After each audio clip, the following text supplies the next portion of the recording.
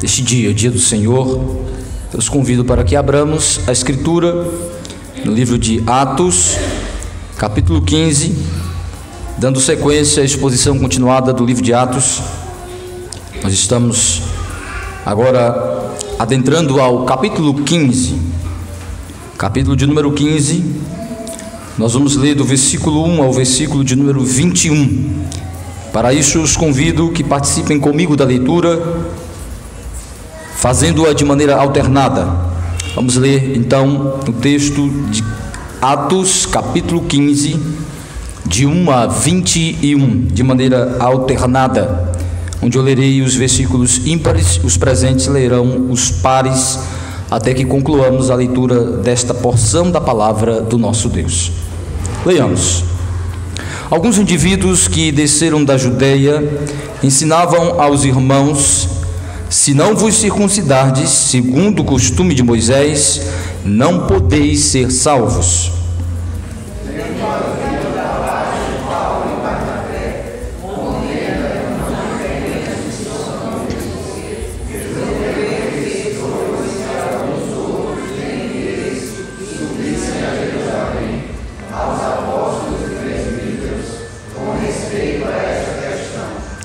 Enviados, pois, e até certo ponto acompanhados pela igreja, atravessaram as províncias da Fenícia e Samaria e, narrando a conversão dos gentios, causaram grande alegria a todos os irmãos.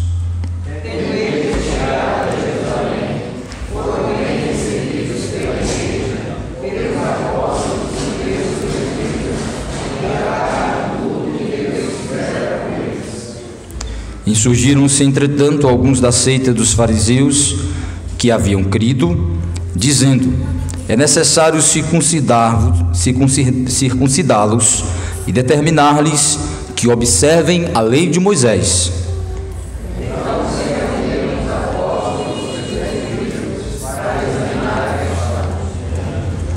Havendo grande debate, Pedro tomou a palavra e lhes disse: irmãos, vós sabeis que desde há muito Deus me escolheu dentre vós, para que por meu intermédio ouvissem os gentios a palavra do Evangelho e crescem.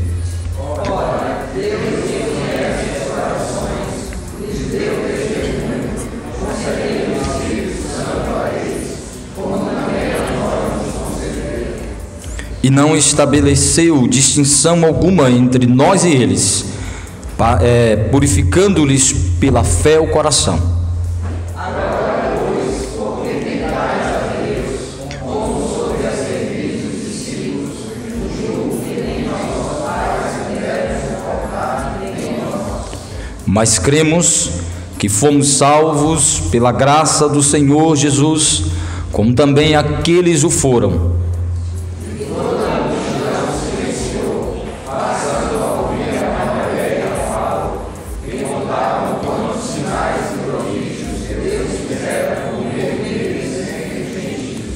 Depois que eles terminaram, falou Tiago, dizendo: irmãos, atentai nas minhas palavras.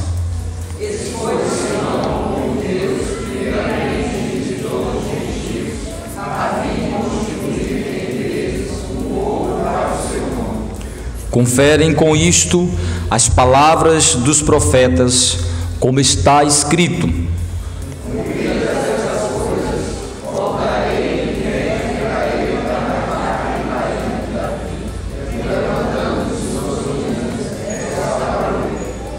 para que os demais homens busquem o Senhor, e também todos os gentios sobre os quais tem sido invocado o meu nome.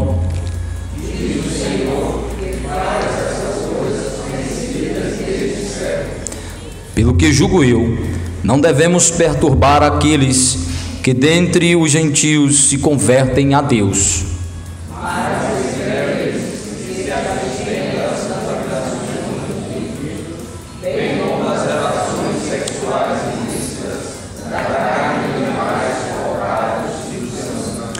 Porque Moisés tem em cada cidade, desde tempos antigos, os que o pregam nas sinagogas, onde é lido todos os sábados.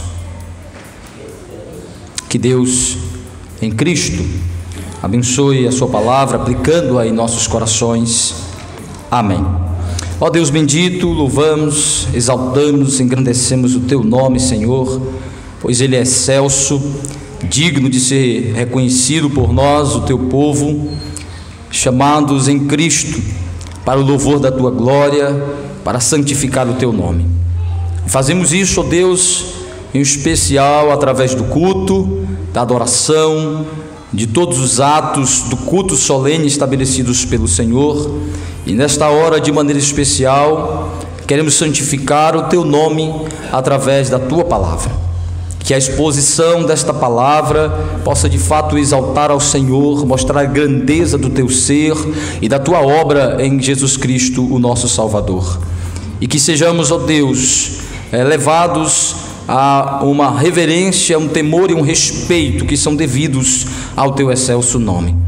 Que o Senhor, ó Deus, prepare os corações, as vidas, todos que aqui se encontram nesta hora, para que, ajudados pelo Senhor, possamos ser ouvintes prudentes, possamos ser ouvintes sábios da tua santa palavra, para que possamos, ó Deus, ajudados pelo Senhor, acolhê-la em nosso coração e ser por ela transformados para o louvor da tua glória, para um viver santo, para um serviço de louvor e adoração ao Senhor em todas as esferas da nossa vida. Ajuda-nos, Senhor, nesta hora especial, que o Senhor fale aos nossos corações através da tua palavra, que o teu Espírito atue poderosamente através desta palavra, em nome de Jesus. Amém. Meus irmãos e amigos, nós vimos na exposição passada que Lucas, no capítulo 14, concluiu o seu relato, o seu breve relato de como ocorreu a primeira viagem missionária com a parceria de Paulo e Barnabé, parceria esta que chegará ao fim. Mas até aqui Lucas registrou o que ocorrera, como se deu a viagem missionária, como Deus os abençoou grandiosamente e como igrejas foram abertas no mundo gentílico, como eles puderam contemplar o crescer do reino de Cristo, a progressão do reino de Cristo no mundo gentílico, cumprindo assim o itinerário de Jesus, a agenda de Jesus para os seus apóstolos, dizendo que eles deveriam começar em Jerusalém, que eles deveriam estender-se às regiões da Judeia e Samaria, até chegar ao mundo gentílico, aos confins da terra. Então, pela graça de Deus, pela ação do Espírito Santo, pela instrumentalidade dos apóstolos, o Evangelho, o reino de Cristo está avançando.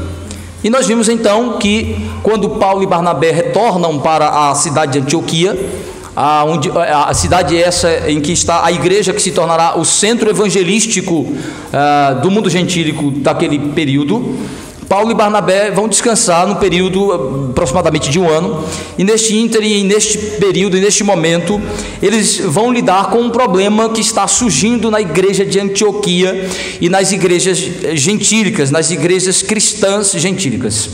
Judeus oriundos da seita farisaica haviam se convertido, haviam entrado na igreja cristã e estavam ensinando algo que Paulo e Barnabé consideraram uma afronta ao Evangelho, uma perversão ao Evangelho, uma descaracterização do Evangelho, algo que nós chamamos, e depois vai ser chamado na doutrina reformada, de uma heresia, um ensino deturpador do Evangelho, algo que atingia as estruturas fundamentais da fé cristã.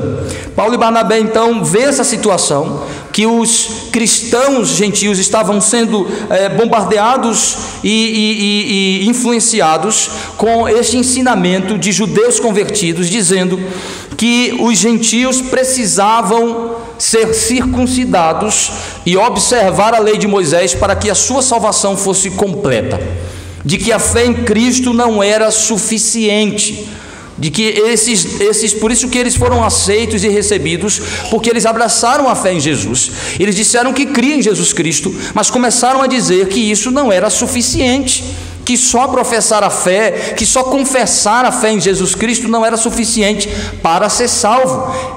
E parecia uma coisa até lógica, porque ele dizia assim: olha, para o gentio ser completamente salvo e aceito por Deus, ele precisa de unir a sua fé em Jesus com a sua observância da lei mosaica.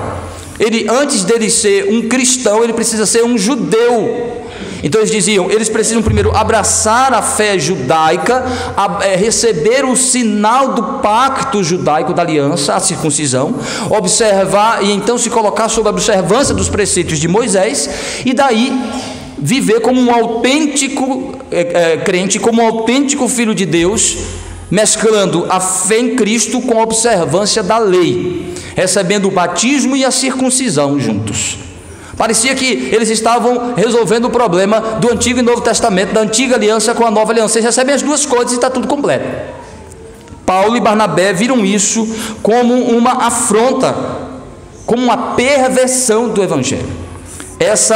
Este ensinamento vai ser chamado de judaização do cristianismo, judaização da fé cristã, ou seja, uma tentativa de transformar o cristianismo em um judaísmo da antiga dispensação, em retornar ao judaísmo da antiga dispensação, de negar que Cristo trouxe mudanças significativas para o exercício da fé a partir de sua obra, de que não havia nenhuma mudança, de que Cristo não aboliu nada, de que não houve nenhuma reconfiguração da maneira de se praticar a religiosidade, da maneira de se expressar a fé e de servir a Deus.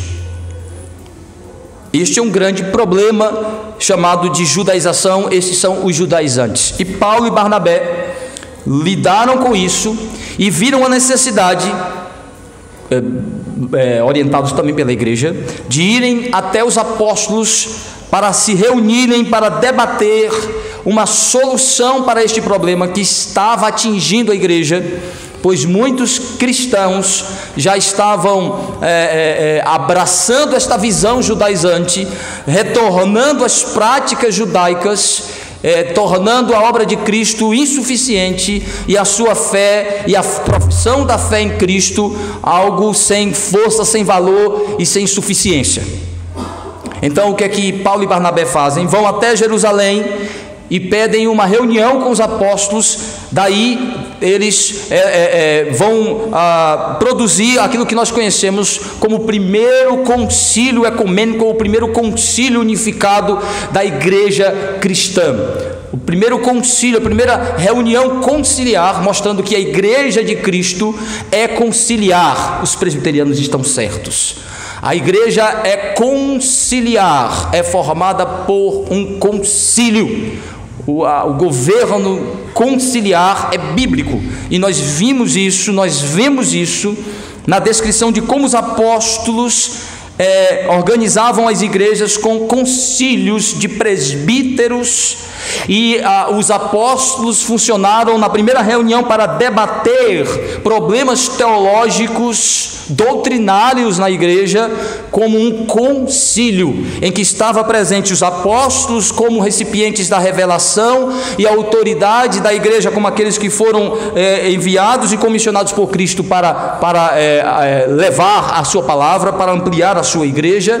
Estavam os presbíteros oficiais da igreja de Jerusalém. Os apóstolos estão lá, mas há oficiais liderando a igreja de Jerusalém, e Paulo e Barnabé representando a liderança da igreja gentílica da Antioquia. Então a igreja aí representando as igrejas gentílicas.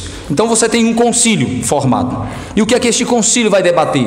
Sobre como resolver este problema, como tratar esta situação, de que natureza é ela, como tratá-la e como resolvê-la.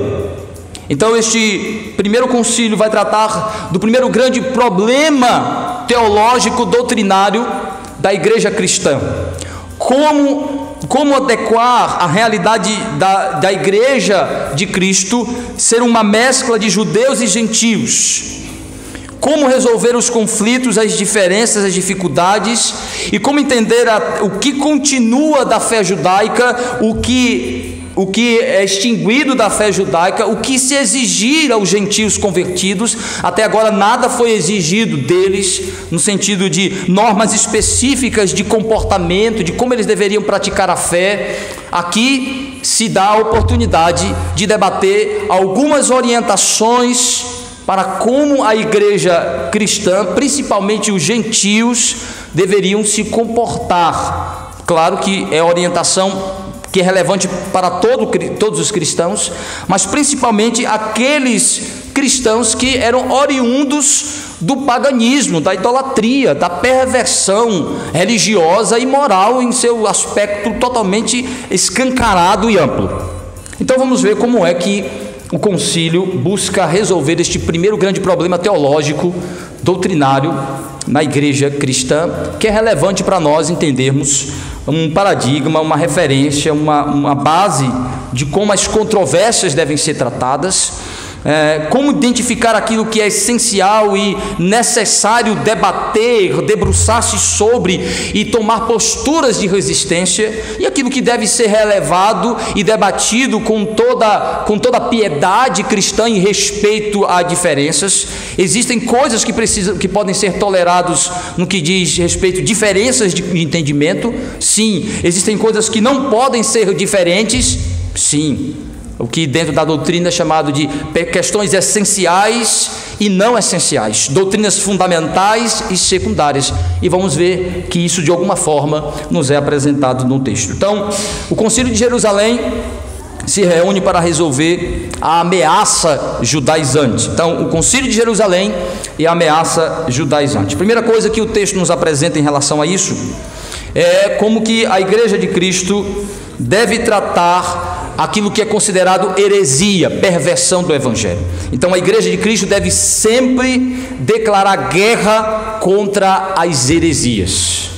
Então o primeiro aspecto, a igreja sempre deve se opor e resistir deliberadamente a qualquer forma de heresia.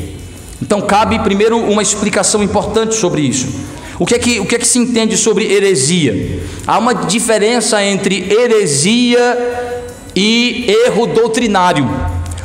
Heresia é um ensinamento que contraria doutrinas fundamentais da fé cristã, que perverte aquilo que é essencial para definir a salvação, que compromete com a salvação. Por exemplo, João disse que quem nega a humanidade de Jesus Cristo, a encarnação do Verbo, é anátema, é maldito, não pode ser cristão. Negar a encarnação do Filho de Deus é comprometer-se com uma doutrina que nega a possibilidade de salvação, que interfere na salvação do indivíduo. Negar que Jesus é o Filho de Deus encarnado inviabiliza totalmente a fé, porque não crê na promessa de que o nosso Salvador se identificou conosco, veio em forma de homem, morreu por homens como homem.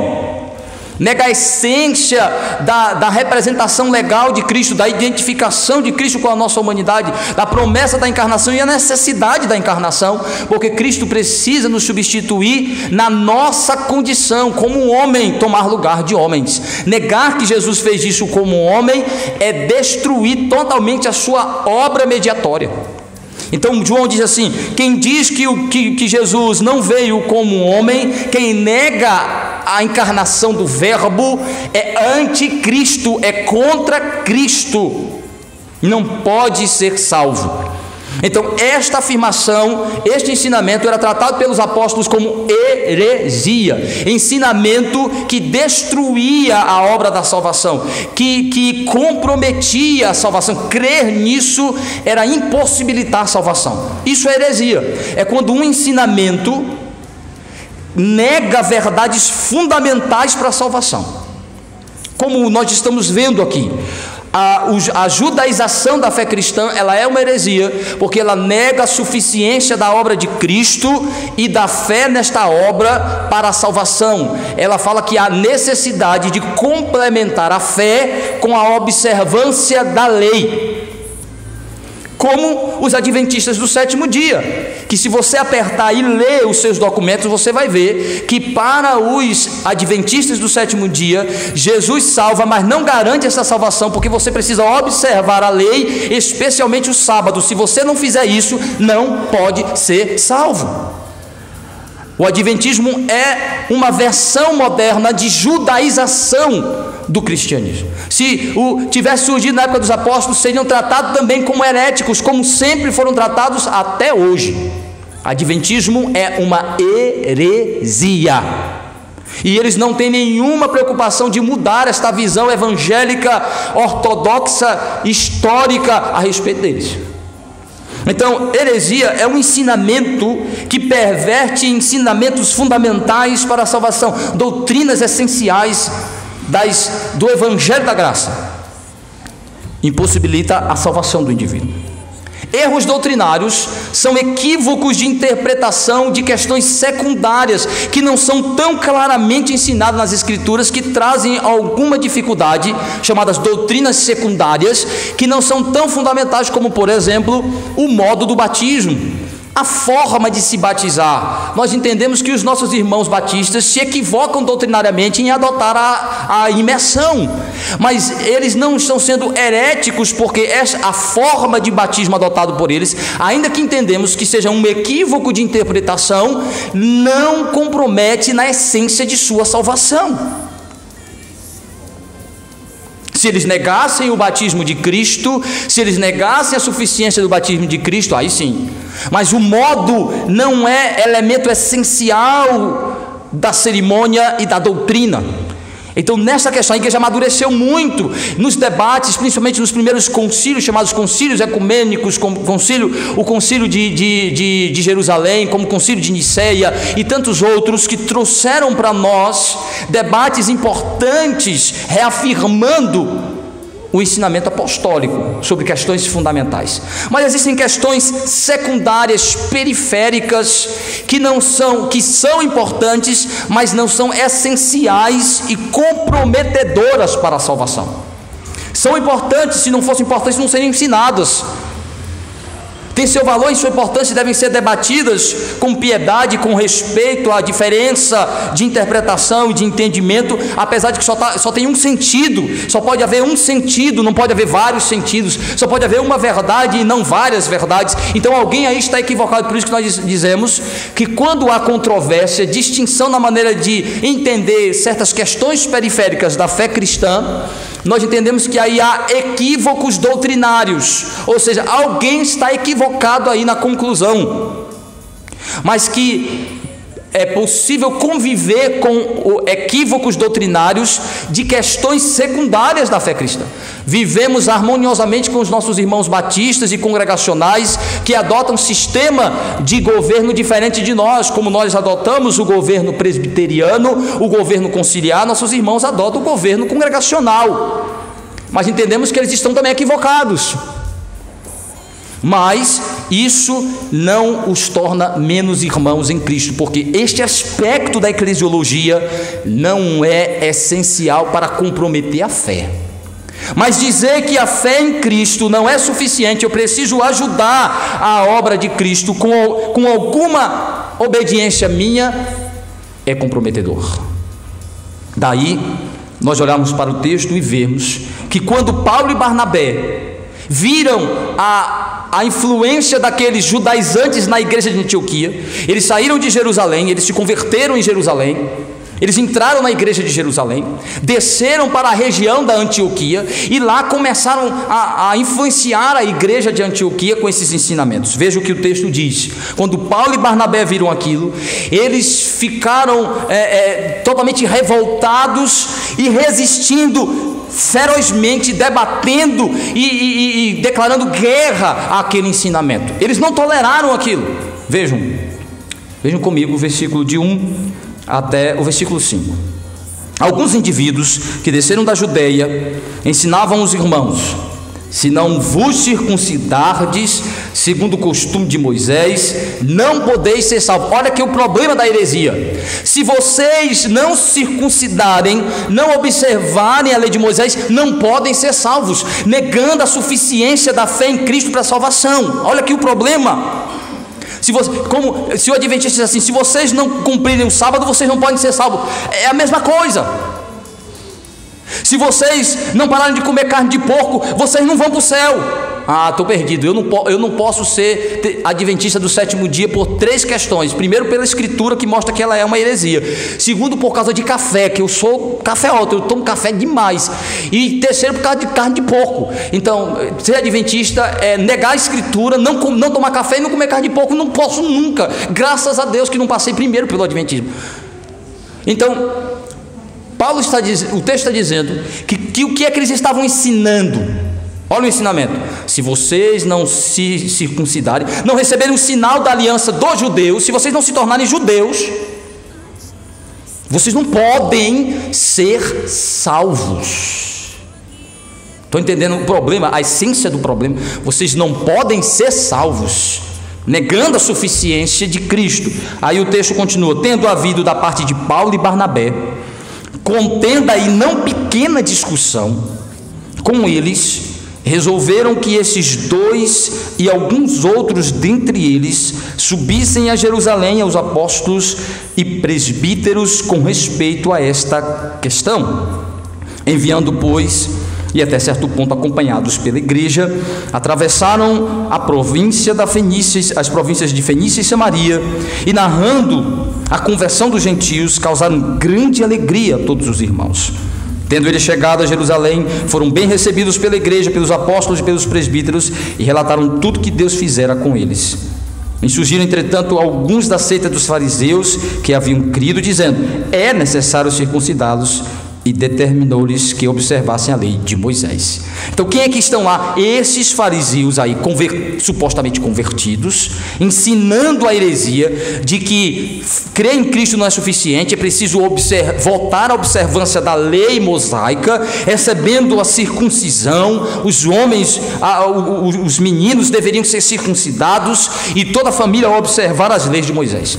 Paulo e Barnabé, quando viram aquilo, começaram a debater, diz o texto, começou a resisti-los e debater, e não de maneira tão branda, com grande discussão, não pequena discussão, debatendo, batendo boca, dizendo: isso é heresia, isso aí é uma mentira, isso é um engano, isso é uma deturpação, isso não é o ensino de Cristo, não é o evangelho de Cristo. Declarou guerra àqueles homens. A igreja então se assustou ao ver a resistência do apóstolo, ao ver a resistência da liderança, e dizendo: rapaz, isso aqui está... Então disse: é melhor a gente consultar os apóstolos, os outros apóstolos, a liderança da igreja que está em Jerusalém, para discutirmos sobre como vamos lidar com esta questão. O que é isso de verdade? Como lidar com isso? Esses judaizantes têm razão, temos que voltar à lei de Moisés, os gentios precisam ser circuncidados, precisam observar a lei. O que é que precisa acontecer com eles? Quem são os gentios na igreja cristã? Como tratá-los? Eles são cristãos de segunda categoria? Eles são cristãos de uma casta inferior, menor? Como eram tratados, por exemplo, no sistema judaico, quando no templo havia uma parte de excluí-los, colocando-os por fora do templo, o pátio dos gentios? Quem são os gentios convertidos no cristianismo? Qual é a posição deles comparado aos cristãos judeus, por exemplo? Isso é de fundamental importância. Esse problema surge aí, essa indagação, ela é importante. Aí Paulo vai dizer, concordar junto com Barnabé, de que é necessário ampliar o debate deste assunto, levando para a liderança apostólica, para os apóstolos em Jerusalém. Diz o texto que a igreja estimulou, a igreja aqueceu, concordou, estimulou, acompanhou esses irmãos, encorajando, disse: temos que resolver isso, vão mesmo, porque esse problema aqui está sério. Esses grupos têm crescido dentro da igreja, influenciado a igreja, e nós estamos com problema com isso, porque muitos cristãos estão confusos a respeito do evangelho. Eles não estão entendendo que agora os gentios precisam abraçar o judaísmo. Se fosse assim, nós permaneceríamos na sinagoga. Na sinagoga abraçaríamos o judaísmo messiânico. Tem uma seita aí, tem um grupo herético chamado judeus messiânicos.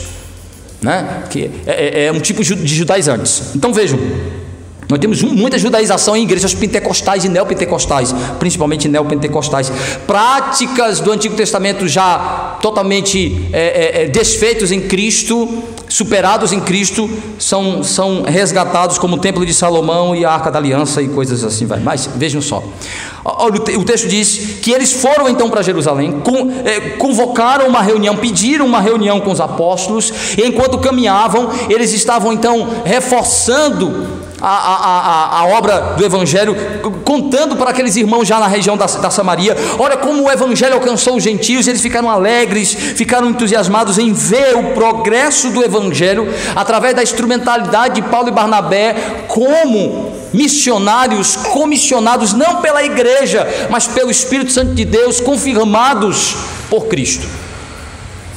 Aí o texto diz que eles chegaram então em Jerusalém, foram recebidos pela igreja. A primeira coisa importante que Lucas mostra para nós, meus irmãos, é como os apóstolos trataram inicialmente o problema. Eles viram como uma perversão do Evangelho e declararam guerra, dizendo: nós vamos tirar isso daqui, vamos resolver isso aqui, nós vamos acabar com isso aqui, nós vamos resistir. Isso aqui não pode ser ensinado, isso aqui compromete a saúde, a fé da igreja, a pureza da igreja. Heresias adoecem e matam a igreja, como matou a igreja católica apostólica romana, como tem matado igrejas cristãs protestantes ao longo da história do cristianismo. O liberalismo matou milhares e centenas de milhares de igrejas cristãs históricas ao longo do mundo. Heresias como o próprio pentecostalismo, que quando surgiu foi visto como uma heresia, depois se tornou uma versão melhor de cristianismo, e agora de novo está sendo visto como algo que precisa ser combatido. As heresias, meus irmãos, adoecem e matam a igreja, porque elas comprometem, solapam, comprometem a estrutura da fé. O liberalismo, por exemplo, os liberais começam a questionar toda a espiritualidade, todo o aspecto sobrenatural das escrituras. Afinal das contas, eles começam a concluir que não existe sobrenatural, não existe intervenção espiritual de Deus na vida. Tudo se resume à questão histórica, humana, que a Bíblia se tornou um mero livro histórico, de que não se precisa mais orar, porque Deus não ouve, não há qualquer relação mística sobrenatural com Deus. Aí o que é que sobra para o liberal? Nada. Ele vai dizer assim: não tem mais fé, não tem mais saúde, não tem nada, não existe mais igreja, acabou. Então as heresias precisam ser combatidas, porque elas comprometem a saúde e a vitalidade da igreja. Elas comprometem a vida da igreja. Não são meras questões de discussões de coisas assim secundárias, não. São aquelas que vêm exatamente para destruir, desmontar na estrutura da fé. Negam Cristo, nega a suficiência da sua obra, nega a suficiência da fé, nega a suficiência da palavra de Deus. Essas coisas precisam ser combatidas com declaração veemente de guerra. Precisamos resistir às heresias, combater as heresias. E a heresia sempre vem no lombo da tolerância. Quando a gente começa a tolerar esses ensinamentos: não, pastor, cada um tem sua maneira de ver, a gente não pode ficar combatendo, a gente tem que gastar tempo de pregar o Evangelho. Sim, e as resistências ao Evangelho, e as deturpações do Evangelho, você vai fazer o que com isso? Quando você começar a pregar o Evangelho e deturpações começarem a aparecer em conflito com o que você está pregando, você vai dizer que não, aquela é mais outra versão do que eu estou falando, é só um ponto de vista diferente. Vá! Você vai se ver trabalhando contra Cristo e não a favor de Cristo. As heresias, meus irmãos, precisam ser combatidas, resistidas. Precisamos declarar guerra. E Paulo e Barnabé fizeram isso, foram logo resolver o problema. Procuraram logo resolver o problema, sabia que aquilo ia comprometer. E Paulo entendeu muito bem isso, porque ele viu o estrago que a judaização fez na região da Galácia. As igrejas que Paulo ajudou a organizar, a fundar, como nós vimos em Atos 14, As igrejas daquela região que Paulo pregou o evangelho e fundou aquelas igrejas sofreram danos e baixas grandiosas. Veja em Gálatas, quando Paulo fala sobre isso, a carta que Paulo escreveu para aquela região que mais sofreu com a judaização. Veja o que Paulo diz para aqueles crentes. Primeiro, o que ele pensa da judaização, o que ele pensa dos judaizantes, do ensinamento de que não só Cristo, que a fé não é suficiente, que fé tem que se mesclar com obras, como ensina o catolicismo romano e tantas outras versões heréticas do cristianismo. Não tenho medo de falar isso, porque eu tenho mais zelo pela causa de Cristo e pela sua igreja do que medo da morte e das ameaças. Temo muito mais a Cristo do que o que podem fazer com a minha fala, porque hoje você não pode criticar nada e ser contra nada, porque tudo é motivo de ser denunciado. Então, catolicismo é heresia. O ensinamento soterológico do catolicismo é herético, nega a suficiência de Cristo. E Paulo não teve dificuldade de dizer isso quando lidou com uma versão de heresia nos seus dias, os judaizantes. Vejam aí, Gálatas, capítulo 1, de 6 a 10.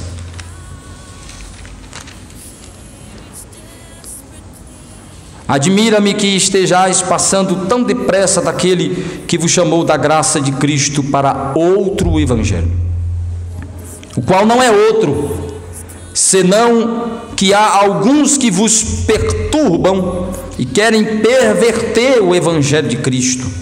Mas ainda que nós, ou mesmo um anjo vindo do céu vos pregue evangelho que vá além do que vos temos pregado, seja anátema. Assim como já dissemos, e agora repito: se alguém vos prega evangelho que vá além daquele que recebeste, seja anátema. Você acha que eu estou sendo grosseiro com o que eu estou dizendo? É porque você não entende a palavra anátema. É uma pronúncia de maldição. Maldito e destruído seja. Aí ele diz: porventura procuro eu agora a favor dos homens ou de Deus? Ou procuro agradar a homens? Se agradasse ainda a homens, não seria servo de Cristo. Ainda sobre isso, Paulo diz nesta carta, no capítulo 3, de 1 a 3, veja: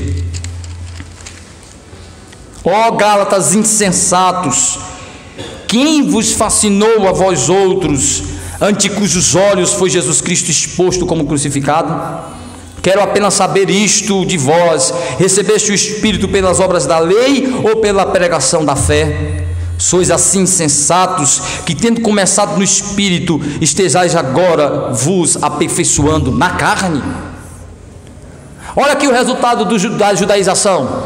Paulo está chamando esse ensino de maldito, e que os cristãos deveriam resisti-los, porque adotar este ensinamento era adotar uma deturpação, uma versão deturpada do evangelho, porque a heresia ela é algo que deve ser resistido, porque ela não vem trazendo algo inicialmente contrário à nossa fé, ela transverte elementos da nossa fé, ela deturpa, ela reconfigura os conceitos. Não, Jesus salva, mas olha, quando você vê alguém falando doutrina e dizendo assim: olha, é isso, isso e isso. Um dia eu ouvi alguém dizendo assim: Deus é soberano, mas eu comecei a orar e disse: meu Deus, agora vem a orientação de Satanás. Deus é soberano, mas olha, quando botou aí esse mais, eu disse: tem coisa. Mas Deus deu livre-arbítrio para o homem. Eu disse: eita, aí o cheiro do enxofre percebi na hora. Que história de que Deus é soberano, mas se Ele é soberano não tem mais, não tem espaço para mais nada. Se Ele é soberano, Ele controla tudo, não tem espaço para ninguém mais. Se Ele é soberano, Ele é o top, Ele está acima, Ele controla tudo, não tem espaço para mais nada. É autocontraditório dizer Ele é soberano, mas...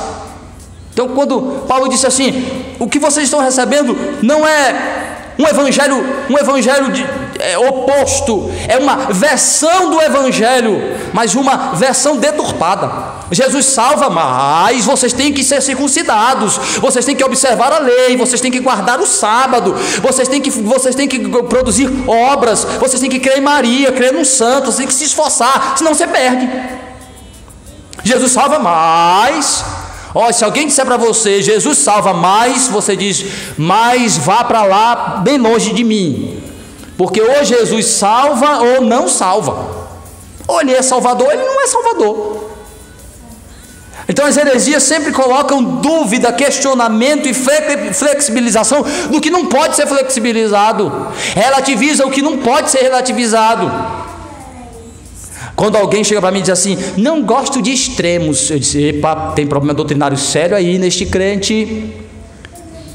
Quando o crente chega para mim e diz assim, pastor, eu não gosto de extremos, eu disse, tenho problemas com você. Por quê, pastor? Porque a Bíblia diz que existe um extremo entre salvos e perdidos, é um num canto, outro no outro. Ou é salvo ou é perdido, não tem meio crente, não tem meio salvo. Ou é salvo ou é perdido, se não é o extremo, não é polo norte, polo sul, salvo e perdido, céu e inferno, Deus e Satanás. Não tem extremo não? Tem.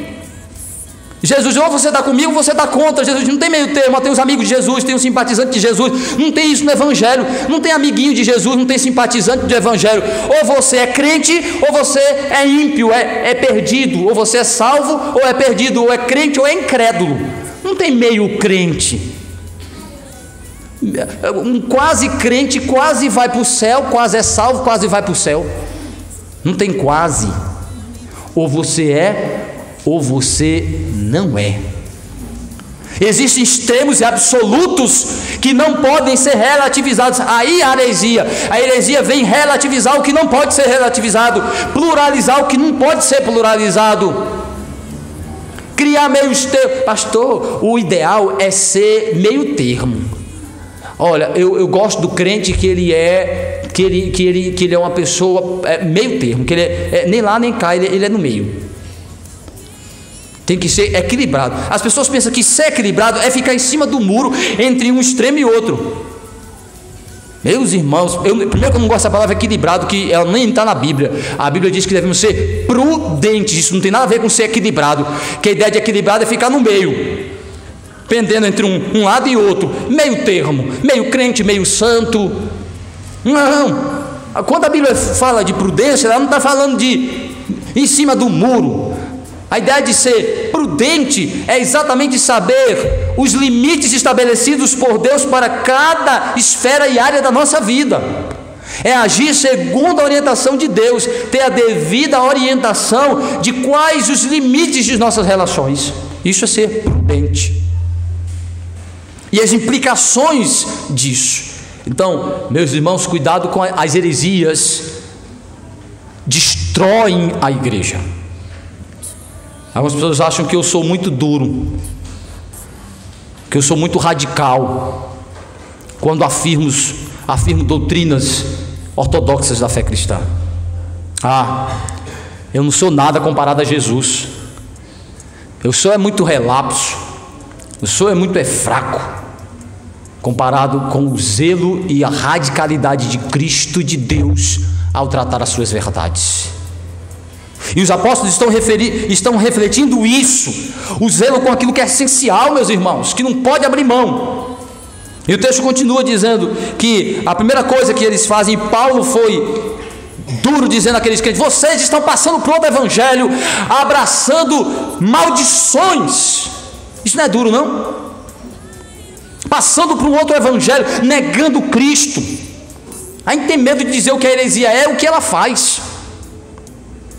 A heresia é uma doença, é um câncer que mata, que destrói a fé, a saúde da igreja. Portanto, devemos declarar guerra. Ninguém aceitaria tratar uma doença letal como câncer de maneira relapsa e sem o devido zelo de tratar, de prevenir e de buscar cura. Dizer não é uma doencinha qualquer, as pessoas ficariam extremamente ofendidas se você dissesse que esta é uma doença qualquer. vendo o mal que ela traz, a destruição que ela traz, como ela mata o indivíduo, como ela destrói a dignidade, a saúde, a vida, as famílias. Doença que simboliza muito bem o que é pecado, e pecado transvestido de doutrina, que é a heresia. Não deve ser tratado como coisinha qualquer, como algo letal, destruidor, que precisa ser cortado na carne, como fazemos com certos cânceres, que a gente corta a carne para evitar a proliferação. Por isso que a Bíblia diz que muitas vezes é necessário amputar certos disseminadores de heresia. Deus, ou a igreja tira, ou Deus tira, quando Ele quer purificar a sua igreja. Por isso que eu digo que certas pessoas que saem do meio da igreja fazem um favor para a pureza da igreja, principalmente quando são heréticos. E Paulo e Barnabé estão preocupados com isso. E o texto mostra que, ao chegar em Jerusalém, eles vão reafirmar a suficiência da fé em Cristo, da justificação pela fé, reafirmar a doutrina apostólica, a doutrina ortodoxa aprendida com Cristo, com os profetas, ensinada pelo Espírito Santo através dos apóstolos. Eles vão reafirmar a suficiência da fé em Cristo para a salvação. Veja o que o texto diz, que ao chegar em Jerusalém, a partir do versículo de número 6, então se reuniram os apóstolos e os presbíteros para examinar a questão. Havendo grande debate, Pedro tomou a palavra e lhes disse: irmãos, vós sabeis que desde há muito Deus me escolheu dentre vós, para que por meu intermédio ouvissem os gentios a palavra do evangelho e crescem. Ora, Deus, que conhece os corações, lhes deu testemunho, concedendo o Espírito Santo a eles, como também a nós nos concedera.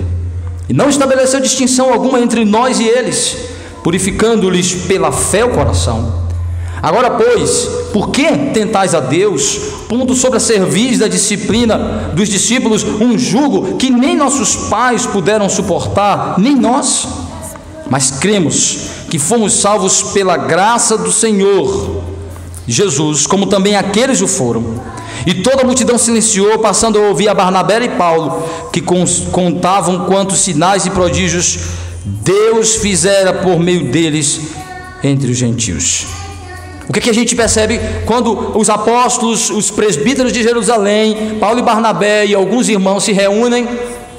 O que ocorre é que provavelmente eles passaram 3 ou 4 dias debatendo este assunto. E primeiro eles ouvem o relato de Pedro, claro que eles ouvem o relato do problema, que era o problema com os judaizantes, o ensinamento da exigência de gentios serem circuncidados. E aí diz que Pedro toma a palavra, mais uma vez Lucas registrando a aparição de Pedro depois daqueles últimos acontecimentos. Pedro aparece aqui e é a última aparição registrada por Lucas. É provável que esteja presente Tito junto com eles. Tito é irmão de Lucas. Tito também é um gentio convertido, também não é circuncidado, assim como Lucas é também um gentio. E este assunto interessa a Lucas, interessa a Tito. Inclusive Paulo vai ter problemas com a questão de Tito, de Timóteo, que vai acompanhá-los em suas viagens missionárias. E este assunto interessa e muito a Lucas e aos gentios de um modo geral que estão sendo convertidos. Então o que ocorre aqui? Na fala de Pedro, ele vai reafirmar como Deus alcançou os gentios. Pedro inicialmente tinha também essa resistência, nós vimos aqui, como Pedro tinha dificuldade de entender a introdução dos gentios no pacto, de como eles deveriam ser tratados a partir de então. Então ele tem aquela visão dos animais, ele tem a revelação de que o anjo falou, o Espírito de Deus falou com Cornélio, que pediu a presença dele. Ele viu o derramar do Espírito Santo, semelhante ao que ocorreu no dia de Pentecostes, confirmando a graça de Cristo, a promessa de Cristo sobre os cristãos judeus. E aí Pedro disse assim: eu vos testemunho de que não fui eu, mas Deus me conduziu para levar o evangelho. Apesar de Paulo ser considerado o apóstolo dentre os gentios, foi Pedro que começou a pregação aos gentios, ao mundo gentílico. E ele está testemunhando isso, dizendo: Deus me conduziu, eu preguei o evangelho aos gentios e vi o derramado Espírito, confirmando a fé que eles haviam recebido, de que eles estavam entrando na aliança, na igreja, junto conosco, de que não havia diferença, de que eles não eram de classe menor, porque o derramado Espírito confirmava que eles eram como nós, receberam a fé como nós, o Cristo como nós, e eram iguais a nós na posição no reino de Cristo. Que não havia distinção entre judeus e gentios convertidos, que no cristianismo as barreiras étnicas haviam sido derrubadas, as diferenças entre judeus e gentios haviam sido desfeitas por Cristo, que agora é um só povo, com o mesmo acesso, a mesma dignidade, o mesmo poder de acesso que é a fé em Cristo, o mesmo tratamento, a mesma posição como filhos de Deus. Não há distinção, não há diferença. Então Pedro, em outras palavras, está dizendo assim: como eles foram admitidos na igreja, como eles se tornaram parte da aliança, parte do povo de Deus, apenas crendo em Jesus. Pedro disse: Deus, o Espírito Santo que me conduziu, Deus que me conduziu e confirmou que era obra dele, derramando o Espírito que assemelhava com o que ocorreu em Pentecostes, dizendo que não há diferença entre cristãos judeus e cristãos gentios. Mostrou que o que estávamos fazendo era confirmação de como Deus queria que fizéssemos. Então ele está dizendo: olha, nós apenas pregamos, eles creram em Cristo, administramos o batismo que Jesus nos ensinou e não fizemos mais nenhuma exigência, porque vimos que foi o que Deus queria que fizéssemos e Deus os aceitou e os confirmou. Aí ele diz, Pedro então diz: agora vocês estão querendo ir contra Deus? Foi ele que confirmou os gentios na aliança apenas pela fé. Agora vocês querem exigir deles circuncisão e observância de algo que para nós era enfadonho, era pesado, que o sistema judaico, o sistema da lei, com todos os seus ritos, era algo pesaroso. Ele chama isso de jugo, porque ele está dizendo assim: é um peso, uma série de ritos, de normas que não podem ser negligenciadas, que devem ser tratadas com todo zelo, com toda dedicação, que era um peso, um fardo, exercer a fé no Antigo Testamento, com toda a necessidade de cerimonialismo, de ritos, de intermediações, de lugar específico, de métodos específicos, de uma série de coisas que precisavam ser observadas. Ele chama isso de fardo porque é uma série de elementos para exercício da fé.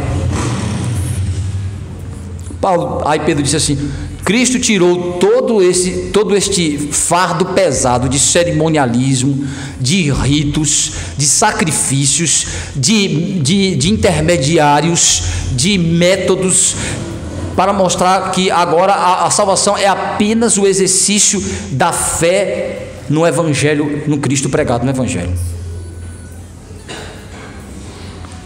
Então ele está mostrando isso, esse fardo Deus tirou de nós.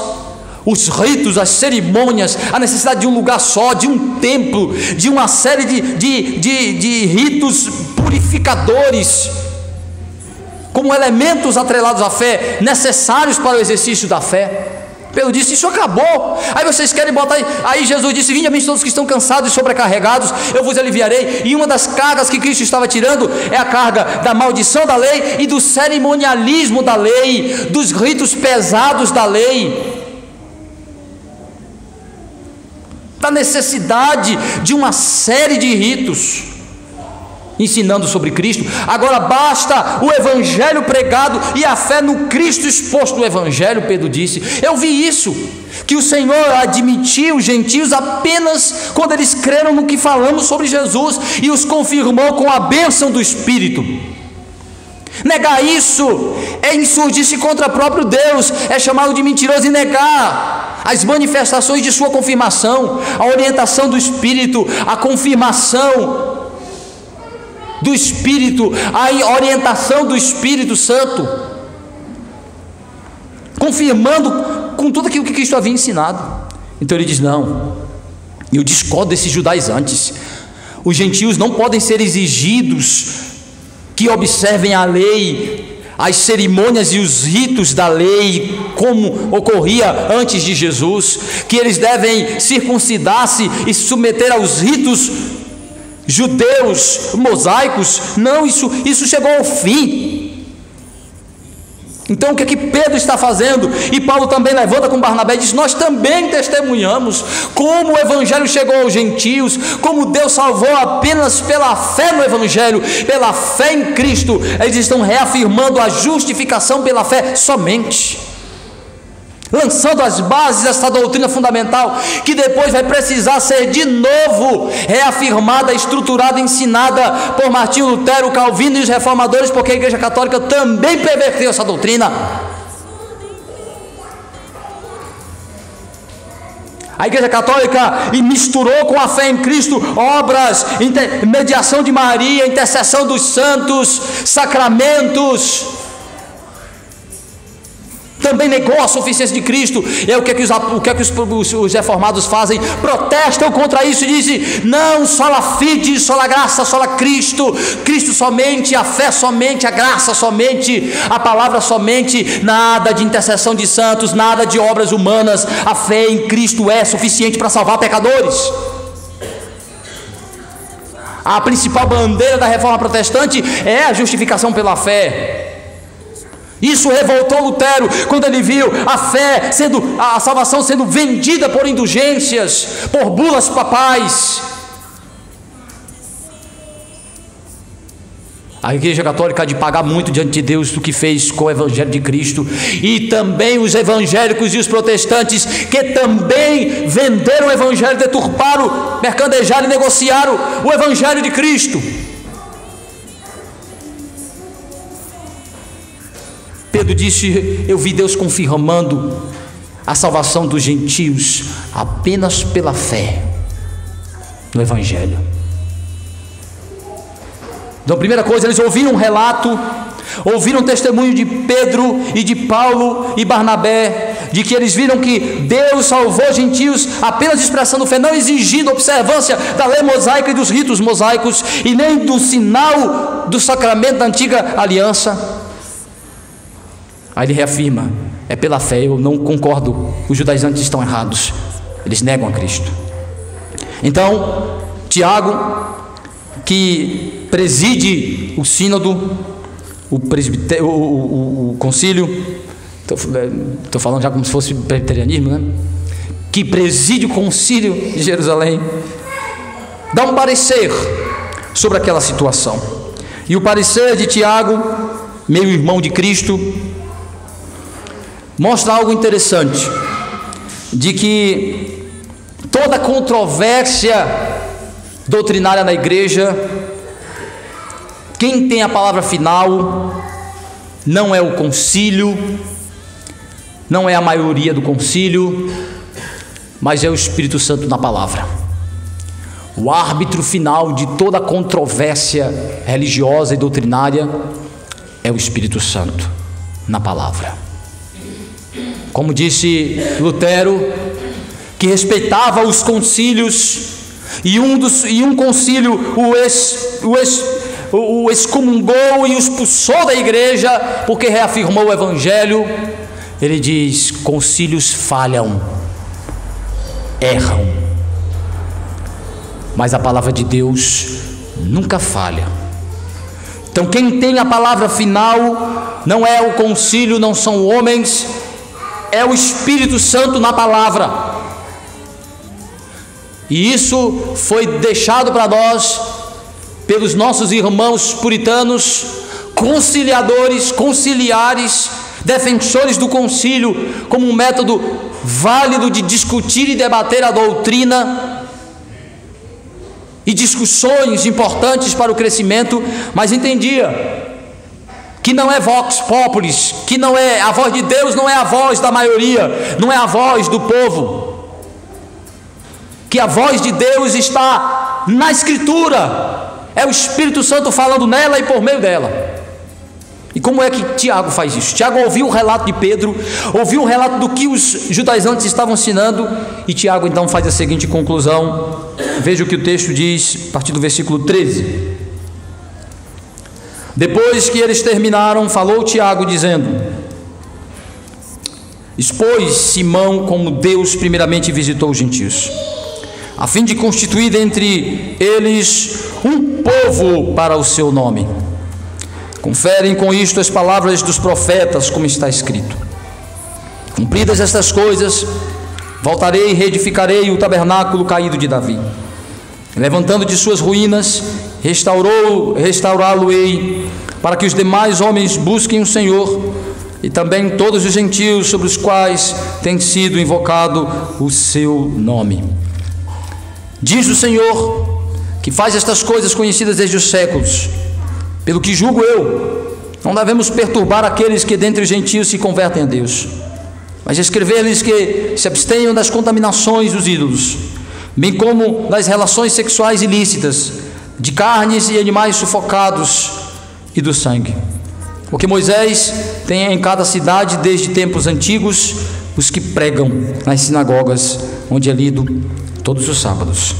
Primeira coisa, o que é que Tiago faz? Tiago faz referência primeiro ao relato de Pedro, não em deferência a Paulo, mas privilegiando aquele que inicialmente começou a pregação aos gentios, que era uma liderança do apostolado, liderança essa sucedida por Tiago. Tiago assume a liderança da igreja de Jerusalém, e ele está presidindo este concílio dizendo: Pedro tem razão, Simão tem razão, de que de fato Deus não exige dos gentios convertidos algo além da fé para serem admitidos como salvos, de que não é exigido a eles observar as leis mosaicas, os sacramentos, as cerimônias, serem circuncidados,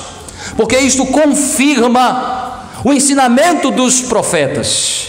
Ele diz: os profetas falaram sobre isso, que um dia Deus chamaria os gentios para que se unissem aos judeus, formando um só povo, e isso se daria não pelo ato do proselitismo judaico, circuncidando os gentios, transformando os gentios em judeus, mas através do Messias, através do Rei Libertador, através daquele que virá trazer a reconciliação para todos. Veja, apesar dele dizer que é um ensinamento de todos os profetas, ele se refere apenas a um. Ele está se referindo a Amós, no capítulo 15, ele está se referindo ao texto de Amós, capítulo 9, versículos 11 e 12, confirmando que a fala de Amós corrobora com o ensinamento de todos os profetas, principalmente os profetas menores, a respeito da promessa de restauração de Deus, de que o povo estava recebendo a punição do Senhor, mostrando que era um povo rebelde e pecador, mas que Deus traria restauração através de um Messias libertador. Só que essa restauração não restringiria ao povo de Israel, seria uma restauração para o mundo, para as nações. Veja, confere isto, confere o que Pedro disse, que Deus estava conduzindo ele para reconciliar os gentios, não judaizando eles, não transformando eles em prosélitos gentios, mas transformando em cristãos, apenas abraçando a fé em Cristo, crendo no Messias libertador, crendo na restauração de Deus como promessa, cumprimento de promessa, porque Deus havia dito isso por boca dos profetas, confirmado pelo próprio Amós. Aí ele diz: cumpridas estas coisas, voltarei e reedificarei o tabernáculo caído de Davi, e levantando de suas ruínas, restaurá-lo-ei, para que os demais homens busquem o Senhor, e também todos os gentios sobre os quais tem sido invocado o meu nome. Diz o Senhor, que faz estas coisas conhecidas desde os séculos. Então ele está citando Amós, porque Amós está dizendo que Deus vai restaurar o seu povo, não meramente como um povo étnico, mas como um povo espiritual, na união com os gentios, através da obra do Messias. E Tiago está dizendo, isso se cumpre em Cristo, isso se cumpre em Pentecostes, isso se cumpre com o derramado Espírito aos gentios em Samaria, isso se cumpre com a pregação do Evangelho. Então o que é que Tiago está fazendo aí? Invocando a palavra de Deus como árbitro para julgar aquela controvérsia. Ele está comparando a Escritura com que Pedro, ele não ficou só com a simpatia de Pedro e o relato de Pedro, ele não ficou só com as manifestações visíveis e sobrenaturais, ele não ficou só com o entusiasmo daqueles missionários defendendo sua causa, ele não ficou só com a influência da liderança, do poder, da autoridade daqueles apóstolos, mas ele estava mais interessado em entender a verdade divina, o propósito de Deus em tudo aquilo, a verdade de Deus em tudo aquilo. Então ele vai para a Escritura, ele compara todo aqueles relatos com o que Deus havia prometido, com o que Deus já tinha dito que aconteceria. Então ele diz, quando eu olho para esses relatos, eu vejo eles confirmarem as promessas proféticas de que o Redentor não iria apenas salvar judeus, mas também gentios por um mesmo meio. Se ele exigiu de nós, judeus, apenas a fé, é o que ele também está exigindo aos gentios, apenas a fé em Cristo. Então com isso Tiago está colocando fim à controvérsia, dizendo, a palavra tem poder final. Aqueles fariseus que estão ali, de alguma forma, esperavam na liderança de Tiago uma defesa, uma ajuda para eles. E Tiago conclui invocando o verdadeiro árbitro, aquele que tem a palavra final sobre toda e qualquer controvérsia, dizendo, o Senhor diz em sua palavra que aquilo que ele prometia para os gentios se daria através da fé apenas no Messias. E Pedro relatou exatamente isto, confirmou que Deus estava fazendo isso, cumprindo a sua promessa. Então ele diz, esta é a palavra final, fim, os judaizantes estão errados, este ensino é falso. E posteriormente nós vamos ver que ele vai mandar uma circular da decisão do concílio, dizendo que eles deveriam rejeitar, os cristãos gentios deveriam rejeitar o ensino judaizante de que eles precisavam circuncidar e observar a lei mosaica. Mas controvérsia resolvida, problema ainda presente. Controvérsia doutrinária resolvida, problema ainda presente. Ou seja, como orientar os gentios convertidos sobre algumas práticas do mundo pagão? Como então conduzir algumas questões importantes? Como resolver algumas questões que dificultaria a convivência social e religiosa entre gentios e judeus convertidos dentro da igreja? Então Tiago faz 4 orientações para estes crentes. Primeiro dizendo que vocês não devem comer, que eles não deveriam comer comidas sacrificadas aos ídolos, que eles se abstivessem, se separassem totalmente da prática da idolatria, que não fossem ao templo. Isso não é diferente do que Paulo ensinou em 1 Coríntios. Paulo reafirma isso em 1 Coríntios capítulo 6, 1 Coríntios capítulo 10, quando ele diz que os crentes não poderiam, que os gentios deveriam afastar de toda forma de idolatria, de que ir ao templo pagão era uma forma de rebelar-se contra o Senhor, de negar a fé, de comer carne sacrificada no lugar do sacrifício, no lugar onde havia espírito idólatra movendo as pessoas. Isso era insurgir-se contra o Senhor, era aquecer-se, era concordar, fazer apologia à idolatria. Então o que é que Tiago está combatendo primeiro? A idolatria, que os gentios separassem da idolatria. Isso aqui não é judaização, isso aqui é a essência da fé.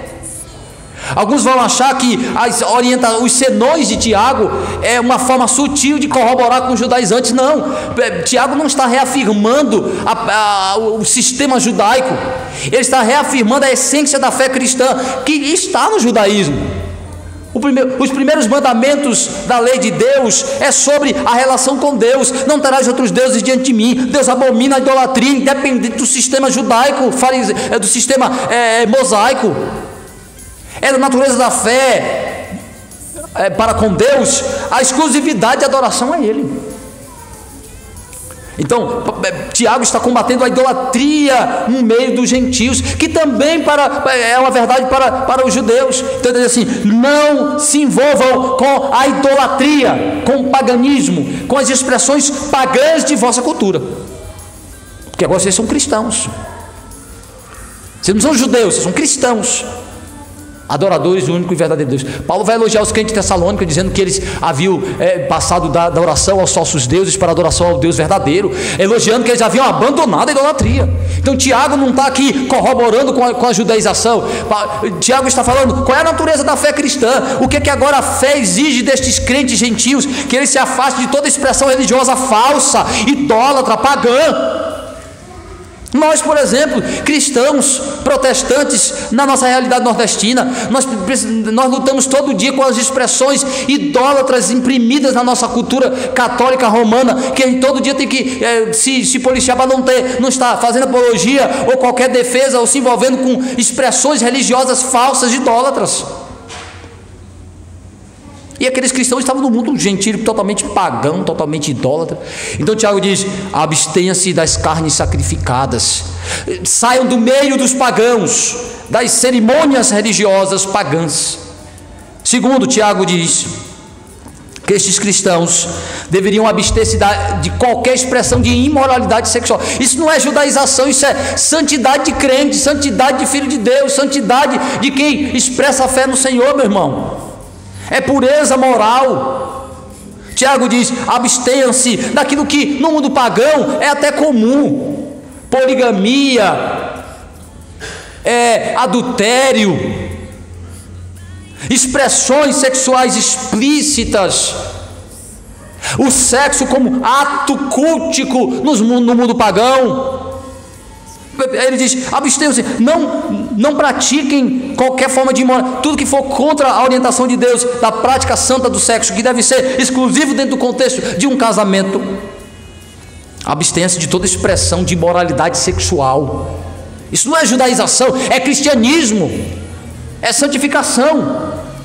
Então ele fala de questões que têm a ver com a expressão da fé cristã de judeus e gentios. Não é judaização, não é algo específico da lei mosaica. Então ele diz: abstenham-se das práticas sexuais ilícitas.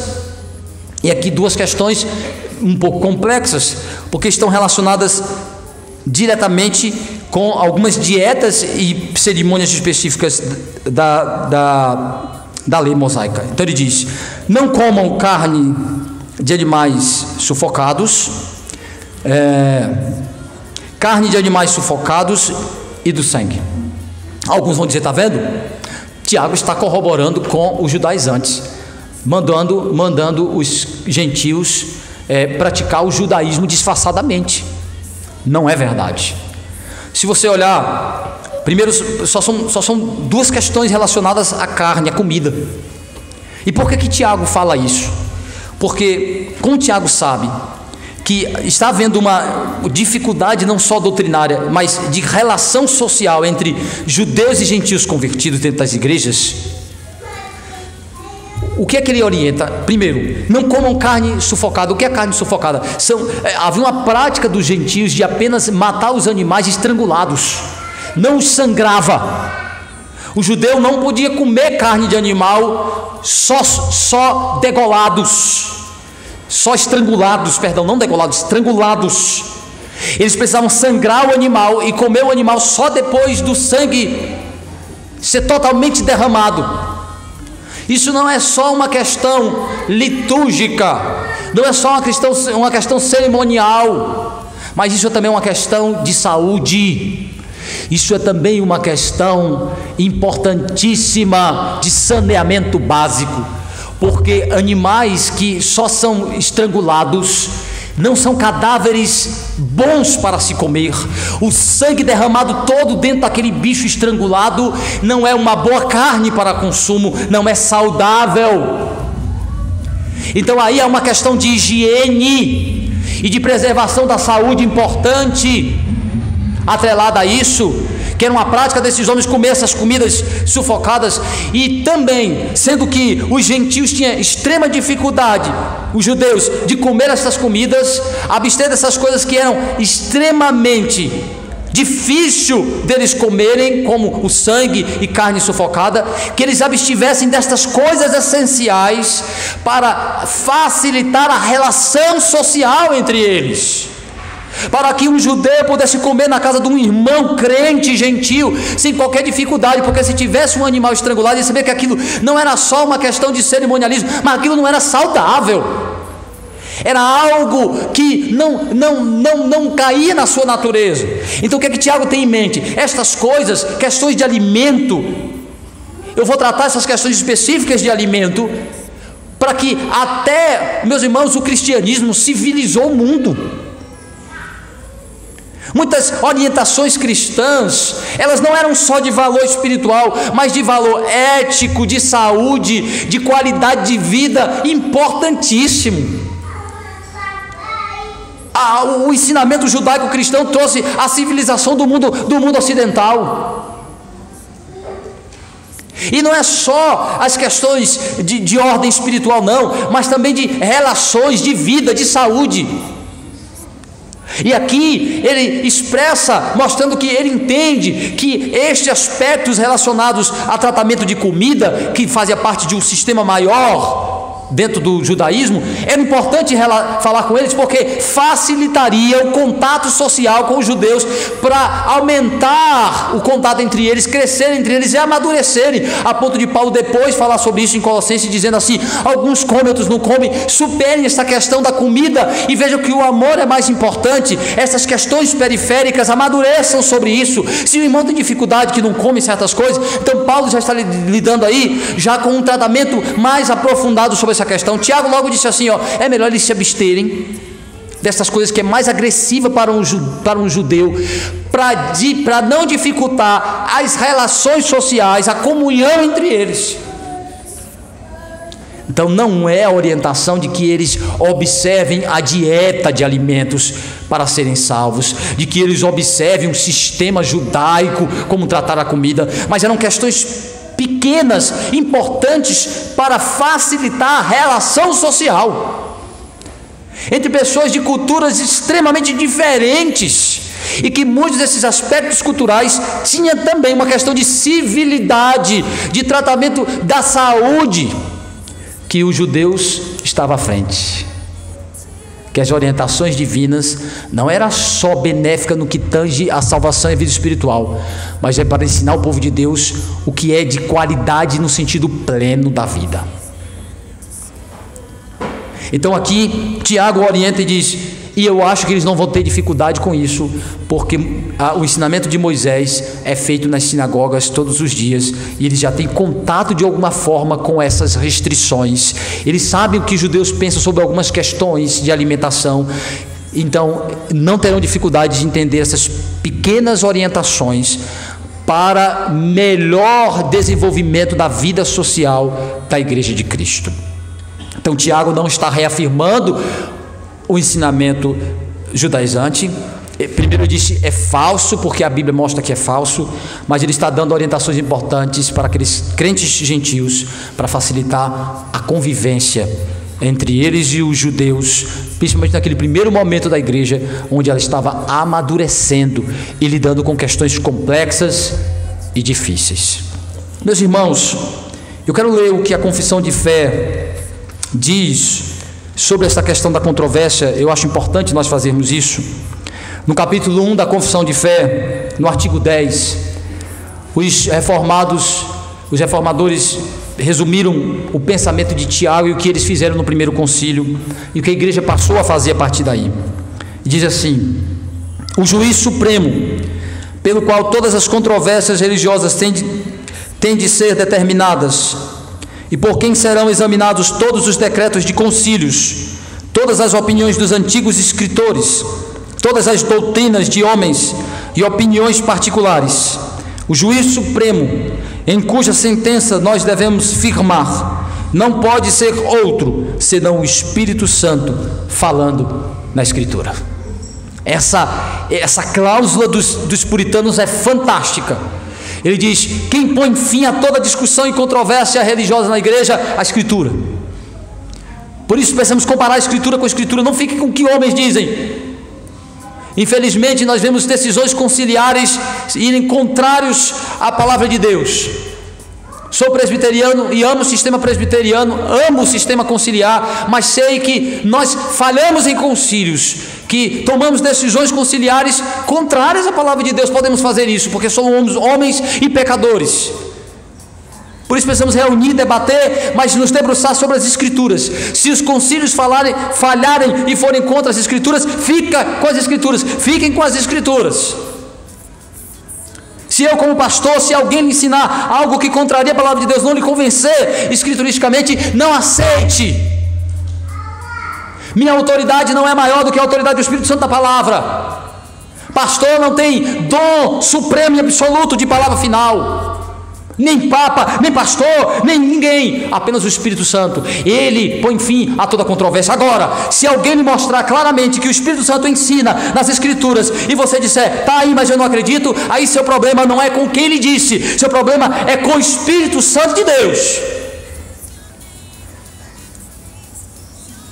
Se ele for convencido que é isso que o Espírito ensina. Então Tiago estava preocupado exatamente em mostrar: olha, é isso que o Espírito Santo ensina na palavra, é isso que foi dito pelos profetas, é confirmado. Então sim, podemos debater questões periféricas, podemos debater doutrinariamente. Agora, aquilo que está claro na Escritura, se você resiste, você tem um problema sério. E quando houver discussões de questões periféricas e alguém tiver a habilidade de lhe mostrar o que está nas Escrituras, se você resistir, você está indo contra o Senhor, contra Deus, contra a sua palavra, não contra mim, não contra quem lhe disse. Então é o Espírito Santo na palavra que tem a palavra final sobre qualquer controvérsia e discussão teológica. Quero concluir dizendo para você que não é crente em Jesus Cristo, não há outro meio de você ser salvo a não ser pela fé em Cristo. Não acredite naqueles que dizem que você tem que fazer alguma coisa, que você tem que se esforçar, que você tem que produzir obras, que você tem que ser uma pessoa boa para Deus lhe aceitar. Não, você tem que reconhecer que você é uma pessoa muito má, pecadora e miserável, clamar a Deus por misericórdia e pedir que Ele lhe dê fé em Cristo. Se você crê em Jesus Cristo, acredita piamente na suficiência de sua obra, você é salvo. Mas se você acha que precisa de mais alguma coisa além de Cristo, você pode ser até uma boa pessoa religiosa, mas perdida, condenada ao inferno, porque não há outro meio de Deus salvar pecadores a não ser pela fé em Jesus Cristo. Que você creia em Jesus e somente nele, e saiba que crendo em Cristo você é igual a todos que pertencem à sua igreja. Que Ele, pois, nos abençoe. Amém. Vamos confirmar nossa fé através da ceia do Senhor nesta hora.